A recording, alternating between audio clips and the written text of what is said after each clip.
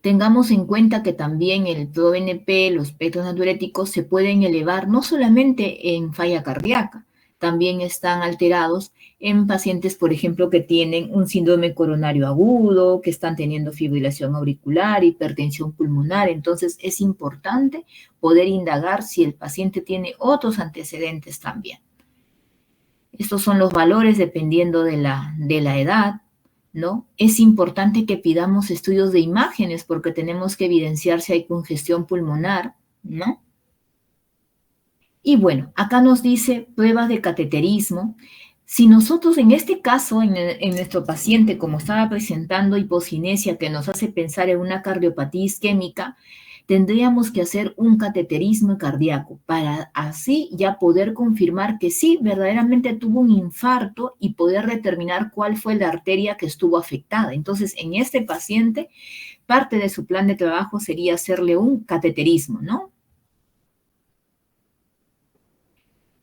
Vamos a ver qué tanto los signos y síntomas tienen grados de sensibilidad, los cuales nos acercan más al diagnóstico, ¿no? Por ejemplo, en el caso de la ortopnia, ¿no? Que es sensible en un 86%, suele estar presente en la mayoría de los pacientes, ¿no? Un tercer ruido cardíaco en un 62%. Y así vamos a ir viendo cómo están presentes cada signo y síntoma. Congestión pulmonar, ¿no? Lo que vamos a evidenciar en un paciente con falla cardíaca, que al examen físico se va a interpretar por crépitos bilaterales, ¿no? Pueden ser basales o pueden ser a nivel de todo el pulmón a la vez, ¿no? Entonces, crépitos bilaterales, ¿no? No necesariamente es neumonía, también puede ser falla cardíaca. Bueno, es importante estudiar este tema porque vamos a ver que se presenta en el 10% de los adultos mayores, mayor a 70 años, ¿no? En la emergencia no falta siempre un caso de falla cardíaca, ¿no? Es mucho más prevalente dependiendo de la edad, ¿no? Al inicio, entre los 60 y 79 años, más prevalente en hombres, ¿no? Y luego mayores de 80 en mujeres. La raza también tiene mucho que ver en estos pacientes, lo vamos a ver más en pacientes afroamericanos, sobre todo porque en ellos tienen una condición de fondo de hipertensión arterial, entonces lo cual les conlleva con el tiempo a la falla cardíaca. Hay diferentes condiciones que van a predisponer a la falla, ¿no? El uso del tabaco, la enfermedad coronaria, la hipertensión, como ya lo hemos visto. Y en cuanto a la etiología, pues es diversa, ¿no? Puede ser también problemas tanto cardíacos como no cardíacos que puedan llevar a falla cardíaca. En cuanto a la fisiopatología, es importante que ustedes puedan recordar el ciclo cardíaco, ¿no? ¿Por qué? Porque en la falla cardíaca va a influenciar mucho la alteración de lo que es la precarga, la poscarga o la contractibilidad, ¿no? Sabemos que para que tengamos el gasto cardíaco va a ser consecuencia del volumen sistólico de eyección multiplicado por la frecuencia cardíaca. Estos dos factores intervienen en el gasto cardíaco. Entonces, si mi gasto cardíaco está alterado, quiere decir que el volumen de eyección está alterado o la frecuencia está alterada, ¿no? Si mi volumen sistólico de eyección está alterado, se puede deber por tres problemas. Problemas en la precarga, en la poscarga o en la contractibilidad, ¿no? Entonces, es importante saber, recordar la fisiología del corazón, ¿no? Por ejemplo, si la contractibilidad está afectada, ¿por qué estaría? Porque el paciente se infartó, ya no hay un adecuado inotropismo, entonces ese volumen sistólico de eyección va a estar alterado, ¿no? Quizás el paciente hay una alteración en la postcarga, hay un aumento del grosor del ventrículo izquierdo por hipertensión arterial, una hipertrofia ventricular, lo cual va a afectar en el llenado del corazón y por lo tanto el volumen sistólico va a estar alterado. O puede haber una alteración en la precarga, ¿no? Por ejemplo, en cuanto a lo que es el tema de la volemia. Un paciente que ha perdido mucha sangre, no sé, tuvo un accidente, le dispararon y ha perdido demasiada sangre, puede llegar a una falla cardíaca porque hay una pérdida excesiva de volumen, ¿no? Y así el gasto cardíaco se puede ver alterado. Asimismo, vamos a ver que la presión arterial es la consecuencia del gasto cardíaco por las resistencias periféricas, ¿no? ¿Cómo se puede ver alterado la resistencia periférica? Puede haber un trombo a nivel arterial, por ejemplo, un paciente que tiene un TEP, tromboembolismo pulmonar. Hay un trombo, un émbolo, ¿no? Un coágulo que está obstruyendo la arteria, ¿no? Y esta va a generar un aumento de la resistencia, porque es como que el corazón tiene que hacer, el ventrículo derecho tiene que contraerse más para que pueda inyectar la sangre, ¿no? Y la resistencia es la que está alterada, ¿no? Entonces, uno de los casos de falla cardíaca derecha es en los pacientes que tienen tromboembolismo pulmonares severos, ¿no? En esos casos vamos a ver falla cardíaca derechas puras como tal, porque usualmente la falla cardíaca que vemos en nuestros pacientes por infarto o por hipertensión ya es una falla cardíaca global, ¿no? Tanto derecha como izquierda. Vamos a avanzar, lo que les mencionaba. Bueno, entonces, una vez que hemos podido entender la fisiología normal del corazón, vamos a ver que en cuanto a falla cardíaca va a haber un evento inicial. No puede ser un problema, una injuria cardíaca, que es la causa más frecuente. Hay un infarto, el ventrículo ya no se contrae adecuadamente. Esto va a llevar a mecanismos de compensación. Hay dos mecanismos de compensación importantes, ¿no? Que tienen que tenerlo en cuenta. Se activa de una manera exagerada y prolongada el sistema renina-angiotensina-aldosterona y también se activa el sistema nervioso adrenérgico o el sistema nervioso simpático, ¿no? Estos dos sistemas se van a activar para compensar que ese ventrículo no se puede contraer, pero a la larga va a causar un daño, que es lo que va a generar un remodelamiento cardíaco, ¿no? Debido a estos mecanismos de compensación. Este remodelamiento cardíaco va a hacer que las fibras miocárdicas ya se vean alteradas, ¿no? Por lo tanto, no va a haber una adecuada contracción, no va a haber un adecuado llenado o quizás no hay un adecuado vaciamiento ventricular. Y con el tiempo llevar a un daño en la estructura del corazón y en la función del corazón, ¿no? Y por lo tanto se va a expresar como una disfunción sistólica o diastólica dependiendo de cuál ha sido el evento inicial.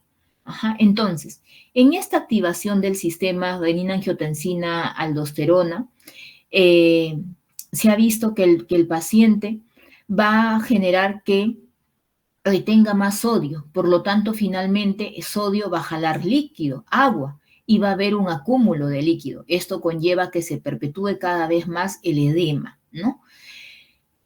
Lo otro, en cuanto a lo que es el sistema nervioso adrenérgico, ¿no? Va a haber liberación de catecolaminas que van a ser cada vez más frecuentes y esto va a llevar a una descompensación neurohormonal, ¿no? Por lo tanto, produciendo taquicardias, taquiarritmias en el paciente y cada vez más generando una falla cardíaca persistente.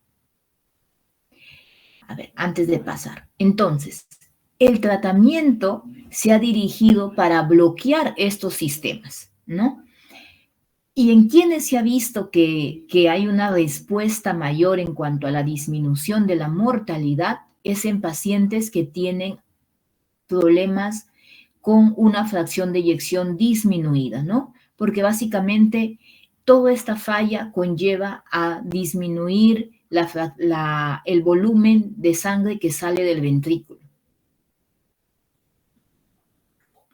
Entonces, tenemos que bloquear el sistema renina-angiotensina-aldosterona y aquí es donde va a estar el primer pilar del tratamiento que lo vamos a ver. ¿Con qué fármacos bloquearíamos este sistema renina-angiotensina-aldosterona?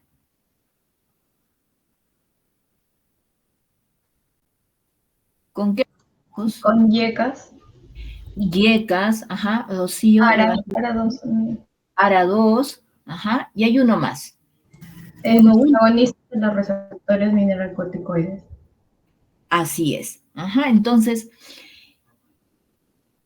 una vez que entendemos la fisiopatología, entendemos fácilmente el tratamiento que tenemos que dar. A ver, vamos a avanzar, lo que les mencionaba. Podemos clasificar la falla cardíaca dependiendo, sobre todo es importante que lo clasifiquemos dependiendo de la fracción de eyección, pero también clínicamente se puede clasificar en sistólica o diastólica, ¿no? Vamos a ver que dentro de las causas sistólicas está la isquemia miocárdica, la miocardiopatía dilatada. En las causas diastólicas está la hipertrofia ventricular, la isquemia miocárdica, la pericarditis constrictiva, ¿no? También clasificamos de acuerdo al tiempo, si es aguda o si es crónica, si es una falla cardíaca izquierda o derecha, ¿no? La derecha que genera edemas, ¿no? El paciente básicamente tiene una fascia botagada, hay edemas, puede conllevar a la larga una falla izquierda, ¿no? Paciente con falla cardíaca izquierda que va a tener congestión pulmonar, edema agudo de pulmón, disnea, sobre todo al esfuerzo, palpitaciones, ¿no? Esto nos ayuda básicamente a clasificarlo por la clínica. Para efectos prácticos de tratamiento, tiene que ser sí o sí con la FEBI. Debo también clasificar de acuerdo a la clasificación NIJA para saber en qué momento este paciente está presentando disnea y también poder valorar el pronóstico del paciente, ¿no? Porque definitivamente va a ser una enfermedad limitante. Y por último, el estadio. Es importante el estadiaje porque ahora siguiente vamos a ver una tabla que de acuerdo al estadiaje vamos a instaurar nuestro tratamiento. Estadio A. Estadio A es un paciente en el cual tiene factores de riesgo, quizás es hipertenso, quizás es diabético, fuma, ¿no?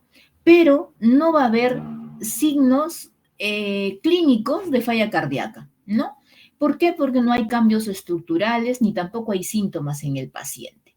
Pero sin embargo ya puede ser un estadio A, o sea, ya puede tener una falla cardíaca que puede progresar con el tiempo, ¿no? Entonces, en estos casos, sí me ayudaría mucho solicitar en el paciente el péptido natriurético auricular. Sí sería muy importante porque ya estos valores altos me estarían indicando que este paciente estaría en un estadio A. Y en este estadio es fundamental los cambios en cuanto a la dieta, la nutrición del paciente y la actividad física en el paciente, ¿no? Entonces, ¿puedo hacer un diagnóstico temprano de falla cardíaca? Sí lo puedo hacer. Tengo el estadio B, donde ya va a haber cambios estructurales, sin embargo, no hay signos o síntomas de falla cardíaca, ¿no? El paciente ya está teniendo cambios, pero no está haciendo signos y síntomas. Entonces, ¿cómo puedo hacer el diagnóstico en un estadio B? Quizás a un paciente que es hipertenso y que cada año puedo hacerle un ecocardiograma para ver si ya está teniendo cambios, ¿no? Entonces, puedo hacer un diagnóstico estadio B si a aquellos pacientes que les hago seguimiento cuando tienen factores de riesgo de fondo, ¿no? O, por ejemplo, pacientes diabéticos, ¿no? Que tienen dislipidemia, ¿no? Que puede estar originando ateromatosis. Entonces, en ellos puedo hacer un diagnóstico de estadio B. Y como era el caso de nuestro paciente, el estadio C, donde ya el paciente tiene signos y síntomas, y a la vez hay cambios ya estructurales en su corazón, ¿no? Él ya tenía cambios estructurales, tenía la alteración de las válvulas, tenía la hipocinesia, ¿no? Y pues lo cual le conllevaba los síntomas. Pero en este estadio C hay una respuesta al tratamiento, mientras que en el estadio D el paciente tiene cambios estructurales, tiene signos y síntomas, pero hay algo muy importante, es refractario al tratamiento, no responde adecuadamente ya el paciente. En este caso del estadio D, el paciente necesita un trasplante cardíaco. Entonces, de acuerdo a la fracción de eyección, podemos tener fracción de eyección conservada cuando la FEBI es mayor o igual al 50% y la reducida cuando es menos del 40%. Y se habla de un estadio intermedio que está entre el 41% y el 49%, ¿no? Que en algunas literaturas lo indican como una FEBI levemente reducida. Con el tratamiento, ¿el paciente puede mejorar la fracción de eyección? Sí puede mejorar. Si mejorara, entonces vamos a llamar fracción de eyección mejorada. A ver. Bueno, lo mismo que les explicaba, los estadios, los exámenes auxiliares que son importantes. Sí o sí hacer un ecocardiograma siempre al paciente. El diagnóstico va a estar basado en la historia clínica, ¿no? Puedo pedir mi dosaje de biomarcadores juntamente con mi ecocardiograma para poder así confirmar el diagnóstico. Diagnósticos diferenciales. Puede confundirse la falla cardíaca con una insuficiencia renal, porque también produce edema. La falla renal, pacientes anúricos que no presentan diuresis, pueden generar sobrecarga hídrica y les puede llevar a congestión pulmonar. Entonces, puede tener una clínica muy, muy similar a la falla cardíaca. La insuficiencia hepática, asimismo, pacientes con cirrosis hepática pueden tener ascitis, pueden tener edema generalizado. Estos pacientes, por la hipoalbuminemia severa que presentan, pueden tener derrame pleural y también tener disnea por ese motivo. Entonces, también se confunde mucho con la falla cardíaca. Y bueno, la enfermedad pulmonar crónica por los síntomas de disnea que presenta el paciente, ¿no? La falla cardíaca incluso puede dar tos también, entonces también tener como diagnóstico diferencial las enfermedades pulmonares crónicas. El tratamiento. El tratamiento va a estar basado en mejorar las medidas higiénico-dietéticas del paciente en cuanto a lo que es la dieta, el ejercicio, eliminar los factores tóxicos agravantes como el consumo de alcohol o tabaco. También se ha visto mucho el tema de manejar el estrés en el paciente. Y voy a avanzar a esta parte. Los grupos farmacológicos de importancia. Entonces, vamos a ver que existe 4 pilares para el tratamiento de falla cardíaca. El primero de ellos está básicamente en poder inhibir el sistema renina-angiotensina aldosterona, ¿no? Entonces, eso lo vamos a hacer con este tratamiento estaría instaurado para los estadios C a partir del C. Entonces, en el C, lo que vamos a hacer básicamente es poder dar los inhibidores de este sistema de renina-angiotensina, como ya lo habían mencionado. Tenemos a los YECAS, ARA2 o a los ARNI, ¿no? Podemos dar en combinación estos fármacos, ¿no? Seguido de el uso de beta bloqueantes, ¿no? El uso de beta bloqueantes nos va a ayudar a ir contra lo que es el sistema nervioso simpático, ¿no? Poder controlar la remodelación cardíaca. Y el tercer pilar sería el uso de los SGLT2, pero estos SGLT2 van a tener indicación, ¿no? No se les da a todos los pacientes, ¿no? ¿Alguien recuerda a qué pacientes le podemos dar SGLT2?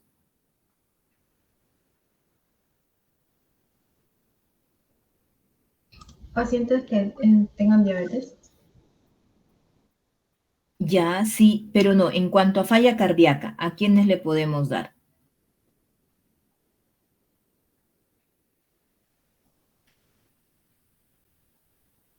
No a todos le damos el SGLT2.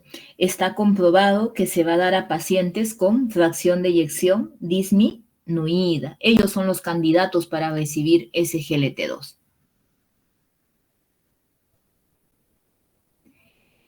Bueno, en cuanto al uso del ARNI, se ha visto... A ver. ¿Sí, Donald? Una consultita breve. En el caso de lo que usted acaba de comentar, ¿es necesariamente en esa situación en la que se le puede dar a eso a los pacientes o en etapas previas también o hay una contraindicación? O en todo caso, en esas etapas previas es algo opcional o optativo. Me refiero al SGLT2, en etapas previas a la que usted menciona. Claro, por ejemplo, sería en un paciente que tiene... en un paciente que esté en estadio B, por ejemplo, ¿le puedo dar un SGLT2? ¿A eso te refieres? Sí, exactamente, exactamente. Si no me parece bien, me disculpo. Ay. Lo que pasa es que se ha visto que la acción de este fármaco está básicamente en relación a la fracción de eyección, ¿no? O sea, los estudios van direccionados a ello. Entonces hay que tener en cuenta los efectos también adversos que pueden presentar. Entonces, valorar riesgo-beneficio. Por ejemplo, sí le puedo dar el SGLT2 a un estadio B si es un paciente que tiene diabetes. Entonces, porque dentro de sus efectos del SGLT2, aquí está, va a ser glucosúrico, va a eliminar glucosa y va a eliminar lo que es el sodio. Entonces, sí puedo darlos en este contexto, ¿no? O sea, a todos los que son estadios B le puedo dar, no necesariamente. Si tiene diabetes, ese paciente va a ser beneficiado, eso sí. Ajá, entonces, ahí podríamos darle. Muchas gracias.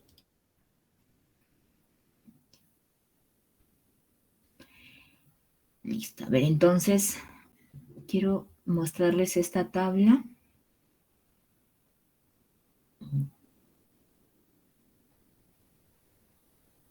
Ya.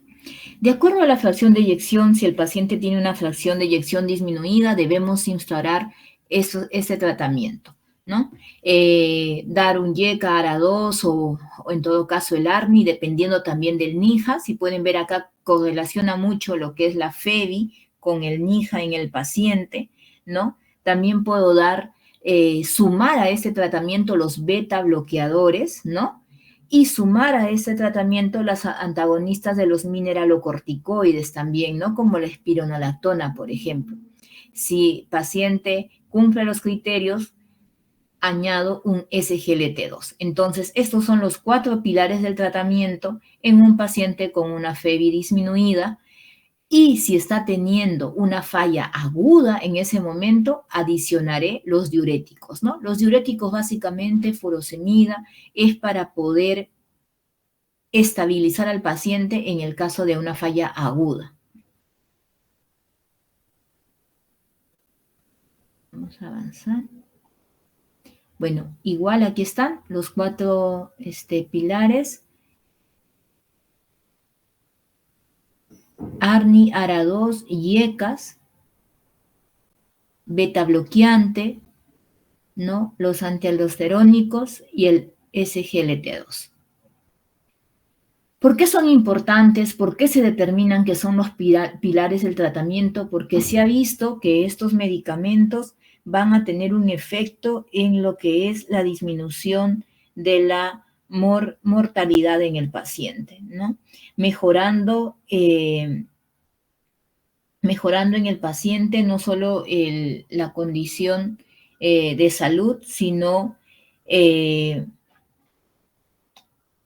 los años en los cuales pueda vivir un paciente, ¿no? Entonces, sí es necesario poder ir instaurándolos.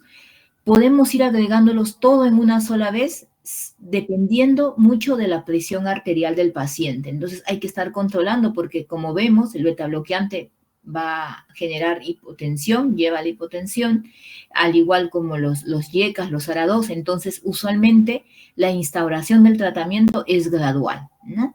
Acá hay una diapositiva en cuanto a la dosis que podemos usar de YECAs, ARA2, de ARNI, y cómo podemos ir escalando progresivamente este tratamiento. Entonces, puedo empezar un YECA, por ejemplo, en Alapril, que usualmente se toma de 10 miligramos cada 12 horas, puedo empezar con un cuarto de tableta, ¿no? 2.5 cada 12 horas, y si el paciente tolera, puedo ir subiendo la dosis, ¿no? A 5 cada 12, a 7.5 cada 12, a 10 cada 12, y tenemos acá las dosis máximas que podemos llegar de cada fármaco. Entonces, tenemos, por decir así, un techo máximo en el cual podemos ir subiendo cada fármaco dependiendo de la clínica del paciente, ¿no? Igual con los betabloqueadores, tener mucho cuidado con el uso de betabloqueante. Estos pacientes podemos empezar con dosis mínimas también y usualmente lo damos una vez al día dependiendo de qué betabloqueador vamos a utilizar, usualmente bisoprolol, y vamos subiendo progresivamente. Así como los mineralocorticoides, todos empezamos con dosis bajas, ¿no? Y progresamos la dosis. Bueno, esta tablita es importante en cuanto a las indicaciones del ARNI y del SGLT2, ¿no? ARNI, las indicaciones se dan en pacientes con un FEBI menos del 40%. ¿Puedo darle al que tiene FEBI preservada? Puedo darle, pero los estudios no han indicado que tenga mayor repercusión. O sea, daño no le va a hacer, pero su efecto positivo se ha visto más en los que son de fracción de eyección disminuida. ¿En qué otra indicación? En el NIHA clase 2 a 4, ¿no?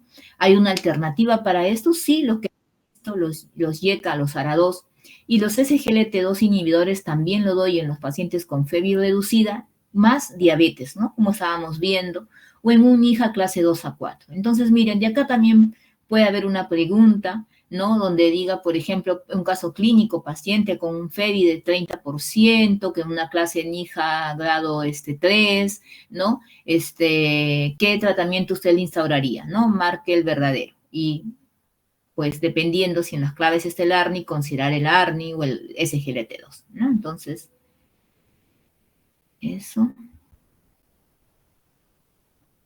Sí, bueno, el manejo de la falla.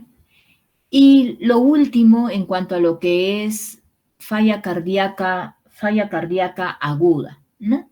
Básicamente la falla cardíaca aguda se va a dar en estos pacientes que ya de fondo tienen el problema crónico y están sufriendo una descompensación.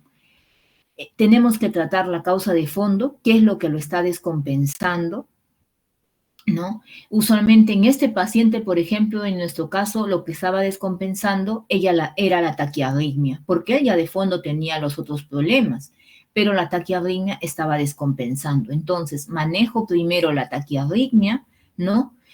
Y de esta manera controlo la falla cardíaca aguda. Bueno, acá mencionaba los factores en relación a los pacientes con falla cardíaca aguda, ¿no? Usualmente en quienes se presenta más, pacientes adultos mayores, que son hombres, ¿no? Que se ve mucho en fracción de eyección conservada, que tienen antecedentes de hipertensión, ¿no? Fibrilación auricular.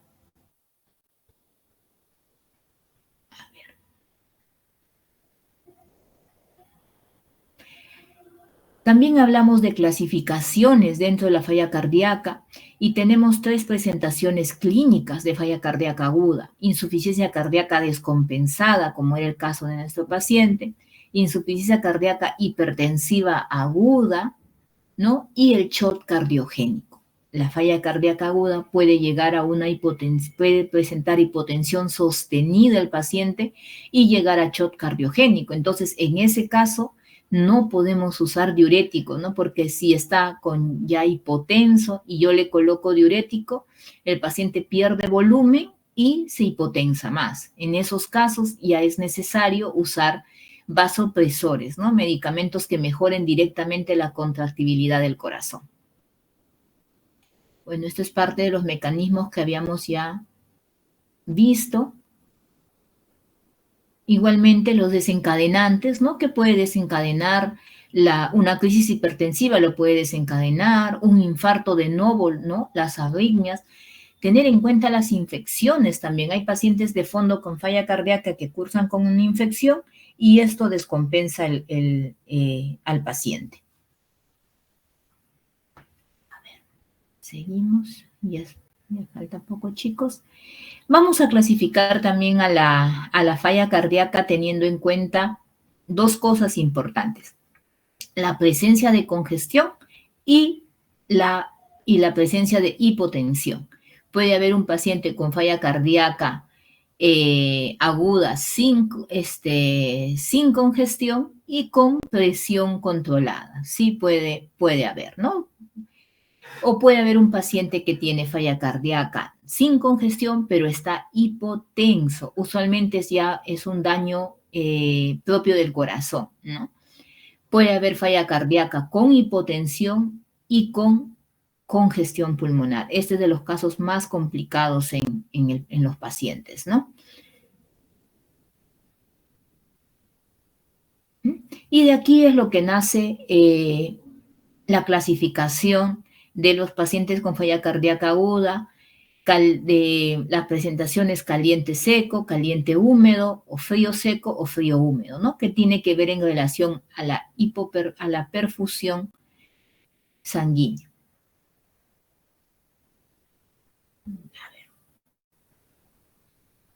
Bueno, y básicamente aquí está el manejo de la falla cardíaca. Si el paciente no está presentando hipotensión, entonces podemos manejarlo con diuréticos, pero si mi paciente ya está entrando a shock cardiogénico, como dice acá, si entra a shock cardiogénico, ya es necesario que al paciente se le pueda colocar vasopresores, ¿no? Dentro de los vasopresores, como por ejemplo el uso de noradrenalina, dobutamina, para mejorar la contracción del corazón. Okay.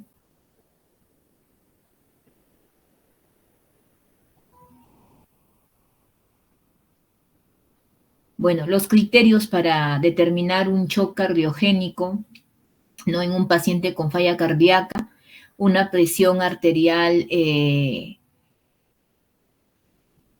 menor a 90 milímetros de mercurio, ¿no? Pero esto va a ir asociado con signos de hipoperfusión, ¿no? ¿Cómo puedo determinar que un paciente está hipoperfundiendo, ¿no? Que tenga alteración del Glasgow, ¿no? Que el paciente esté confuso, que tenga frialdad distal el paciente, ¿no? Vamos a tocarle las manos, los pies están fríos, ¿no? Que tenga disminución de la diuresis el paciente, o que el lactato esté por encima de 2, ¿no? Son signos de hipoperfusión. Bueno, estos son casos ya severos, ¿no? Y lo último que les mencionaba en cuanto a lo que era el tratamiento, ¿no? Usamos, si hay congestión pulmonar, vasodilatadores, ¿no? Como el nitroprusiato. El uso de diuréticos es muy frecuentemente usado, pero va a depender mucho de la presión del paciente. Y los inotrópicos, ¿no? Que van a mejorar la perfusión.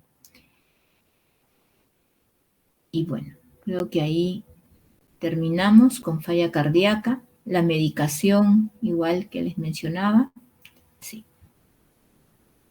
Ya, chicos. Entonces, han sido muy buenas sus presentaciones. Como han visto, la idea es que no solamente puedan aprender la teoría de memoria, sino que lo puedan aplicar a cada caso clínico, ¿no? Entonces, en esta oportunidad ha sido falla cardíaca, pero pues podemos aplicarlo también en el caso de los otros temas, ¿no? Entonces, el jueves es el examen, ¿no?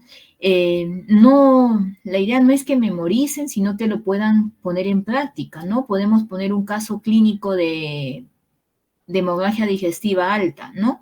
Y colocarle que le hacen una endoscopía, se le puede encontrar no sé, una clasificación FODES 2A, ¿no? Entonces, ¿qué haría usted? ¿No? Entonces, dentro de las alternativas van a estar. Entonces, siempre, ¿no? Correlacionar, ¿no? Ah, ya, en este caso, ¿qué haría? ¿No?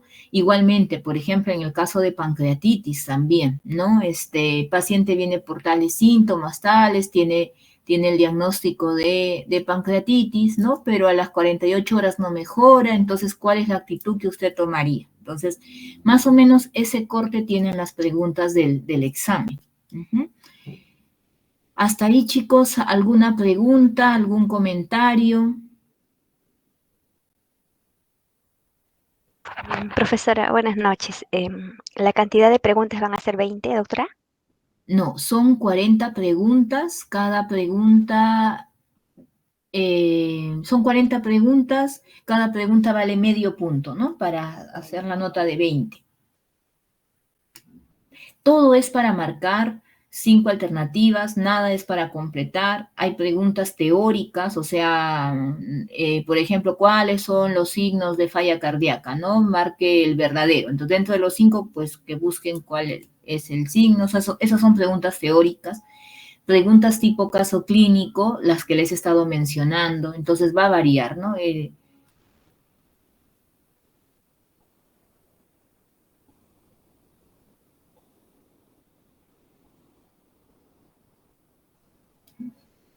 ¿Alguna otra duda más, chicos?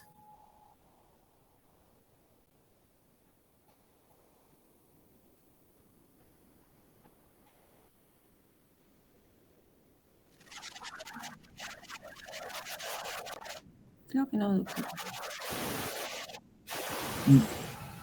No sé si Rocío quiere preguntar, pero no se la escuchaba bien.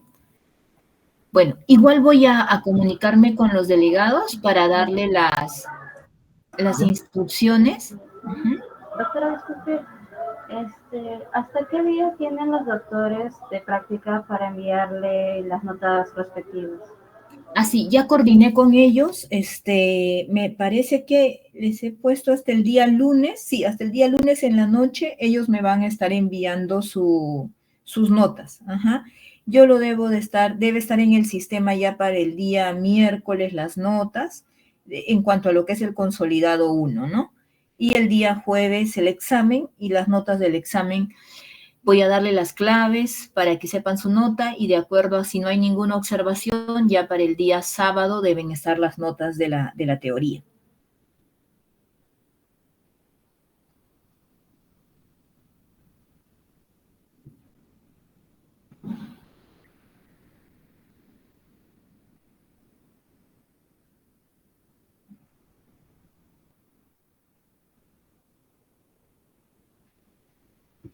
Ya, chicos, igual voy a darle las instrucciones a sus delegados, ya, voy a estar en contacto con ellos. No les falta ninguna teoría, ya tienen todo, ¿cierto? Todas las teorías. Sí, doctora. Ya, chicos, muy bien. Entonces, buenas noches. Gracias, doctora. Hasta luego. Gracias, doctora. Hasta luego. Gracias, doctora. Hasta luego. Buenas noches, doctora. Buenas noches.